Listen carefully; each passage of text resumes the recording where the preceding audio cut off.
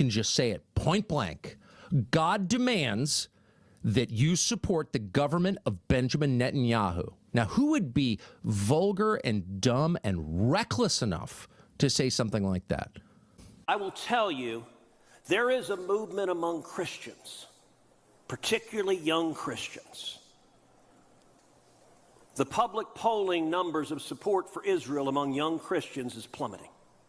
Who would actually invoke God himself to justify a political alliance with a foreign country? And they're being spread lies. They're being spread lies, isolationist lies, that we should withdraw from the world because nobody wants to hurt us. But they're also being spread theological lies. They are being taught replacement theology, which is a lie that the promises God made to Israel and the people of Israel are somehow no longer good. They are no longer valid, that when God made a promise, he didn't mean the promise he made. And by the way, there are evangelical Christians in the United States who have a fully developed theology on this question.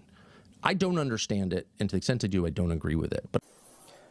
And instead, it is an argument that the Christian church has replaced Israel and the Jews are no longer God's chosen people, and all of the promises throughout the Bible are now a dead letter. Where specifically does the Bible tell Christians that they have to support Israel? The church needs to engage and say the Bible is not silent on Israel. The Bible is crystal clear on Israel. And in the church, we will stand and fight. One thing the New Testament is crystal clear about, because it's in every book, on every page, is that the way to God is through Jesus. And there aren't any caveats. What is Israel as defined by the Bible? In 2025, what exactly does that correspond to? Israel, can you define that for me? Is it the modern secular nation state of Israel?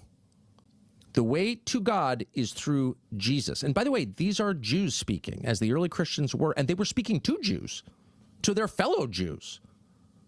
And they were saying the way to God, repent of what you're doing now and turn to Jesus. That's what they were saying. Maybe Ted Cruz has another analysis of it. There's an entire New Testament about this one question. And by the way, if that's wrong, explain how. But of course, they never will. They never will explain how, because they don't care. I have to say I agree with Tucker.